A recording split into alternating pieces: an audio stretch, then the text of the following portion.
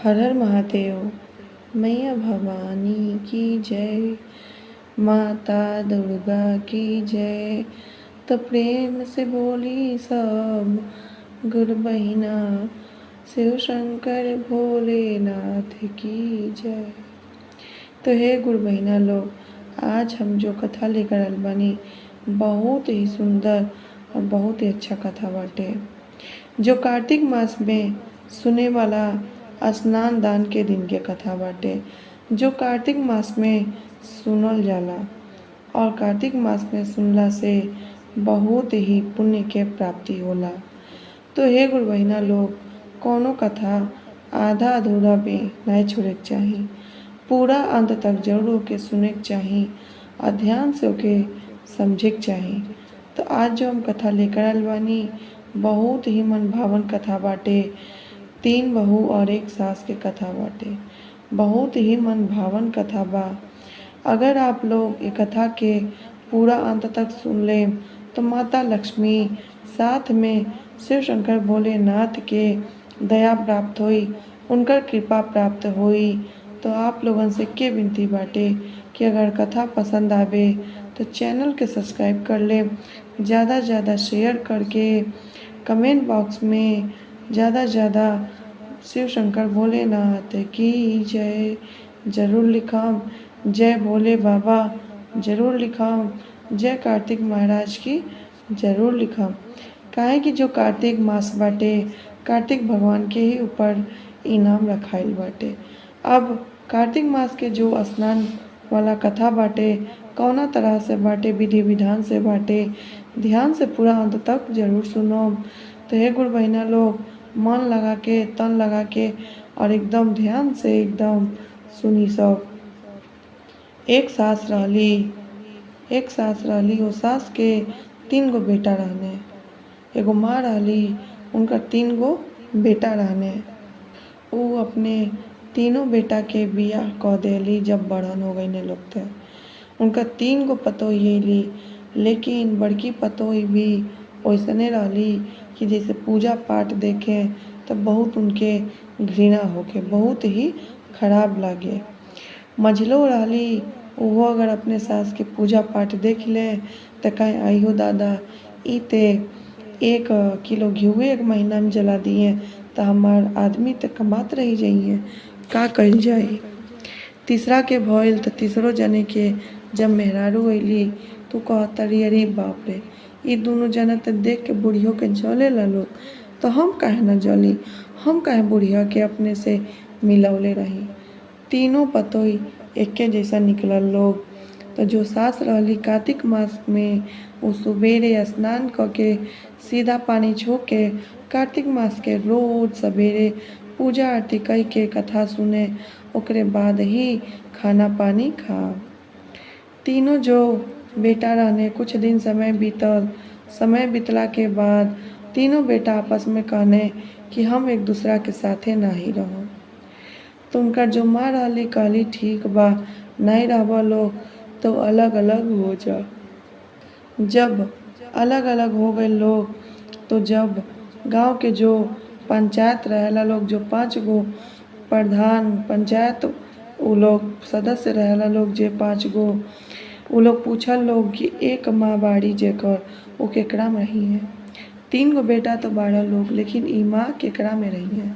तो बड़का जने कहत का बाने हम नहीं रखम, ई सवेरे उठ के पूजा पाठ करेली, सवेरे ही उठ के दंड कमंडल करे लगेली, के इनका साथे रही। दूसरका जने कहतने का कि इनके रोज 1 किलो घी के, यानी कि 1 महीना में 1 किलो घी के बाती जला देवेली। रोज इनके चाहिए कुछ घी, कौनो कौनो पूजा के सामान, तो हम कहाँ से लेकर आए। हमरे तो छोटे छोटे बाल बच्चा भी बाने, कैसे का करम। अब तीसरा जने का कहतने जब ई दोनों भाई नहीं रखतने तो हम अपने अम्मा के अपने में ना रखम। तो तीनों पंचायत, अरे 5 पंचायत कहल तालुका कि ठीक बा, जब तीनों जने ना रखबा तो घर के खेत के हिस्सा 4 बखरा में लागी, यानी कि 4 हिस्सा होई। उनकर माँ कहली ठीक बा, तीनों लइके कहने ठीक बा। चार हिस्सा लाग गए। बड़ बेटा भी अपन परिवार लेके अंदर चल गई ने। दूसर को जने रहने जो अपन परिवार लेके अंदर चल गई ने। तीसरा जने जे रहल वो अपन परिवार लेके अंदर चल गई ने घर में। अब माँ बच गईली दरवाजा पे अपने हिस्सा के बखरा के सामने। महतारी फुट फुट के रोवे लगली और सोचे लगली कि कौन कर्म कैनी कि आज हमके ई बूढ़ा समय में हमरे ई वृद्धा अवस्था में हमके खाना बनावे के पड़ी। 2 रोटी भी अपने हाथे बनाकर खाए के पड़ी। बेचारी बड़ी सोचे कि अब हम का करी। खूब रोली। अब भगवान भोलेनाथ से, विष्णु भगवान से और कार्तिक महाराज से कहे लगली कि हे भोले बाबा, हे भोले बाबा, हे कार्तिक महाराज, अब हम राउर पूजा ना करब। अब हम कार्तिक स्नान ना करब। हमरा स्नान कैले से कौन फायदा कि हमके कार्तिक भी मास में हमके अलग कर देवल गईल। हमार तीनों बेटा हमके ना रखने। तो पे उनका मन में का भइल कि देखो कि अब हम पूजा पाठ ना करब, हम कुछ ना करब। हमरे जौन बूढ़ा समय में हम जब बूढ़ा हो गइल बानी वो समय में 2 गो रोटी बचाए आदमी हमके घर से निकाल देवे। अब सोचे लगली और खूब रोवे। तो कुछ दिन बीतल। 2-4 दिन के बाद 2-4 दिन के बाद एगो लइका आइने दरवाजा पे कहत का बने कि हे दादी, है सामान लो और है खाना हवे खा लियो। तो कहत का बानी कि तू के हव, तो के हम ना चिन्हत तनी। तो कहत का बाने हम तुम्हार रिश्तेदारी में के तुम्हारे भाई के लइका है। तो कहत का बाड़ी हमरे भाई के जो लइका बाने, लइका के जो लइके बाने बड़े बड़े हो गइल बाने। तो कहत का बाने हाँ हम उहे हई, उनका लइका के लइका है। है सामान लो, खा पी लिया, सीधा पानी बाटे छू लिया। दे के चल गई ने।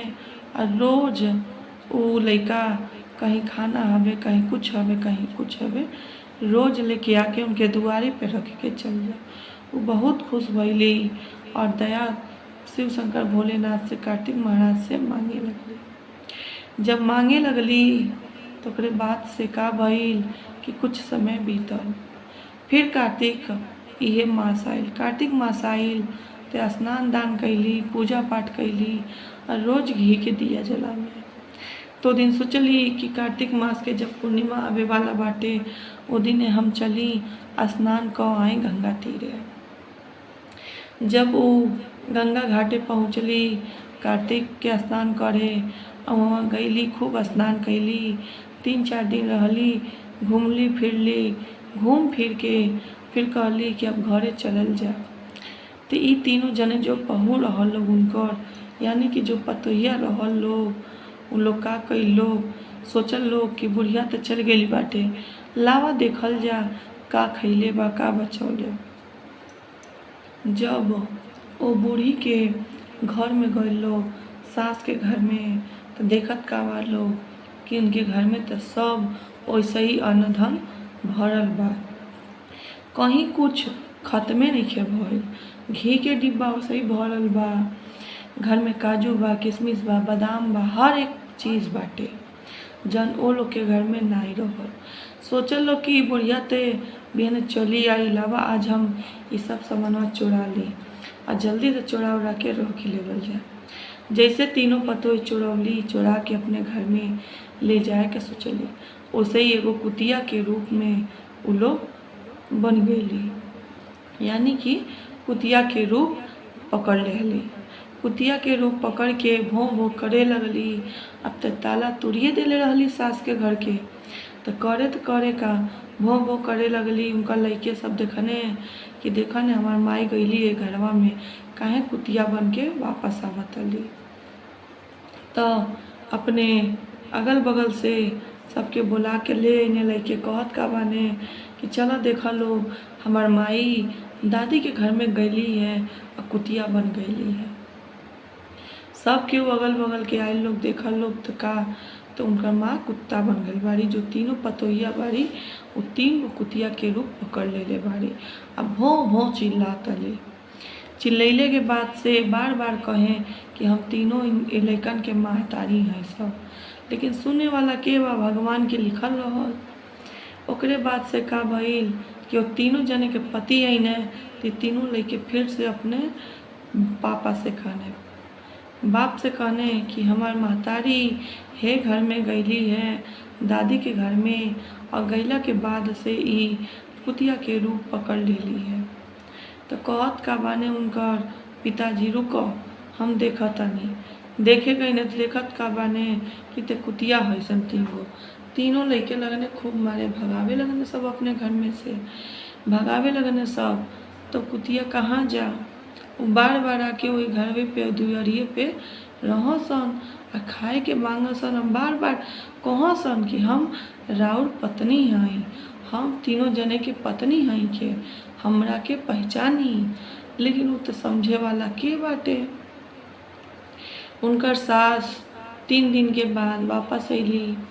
गांव के कुछ आदमी बता देहने ई बात।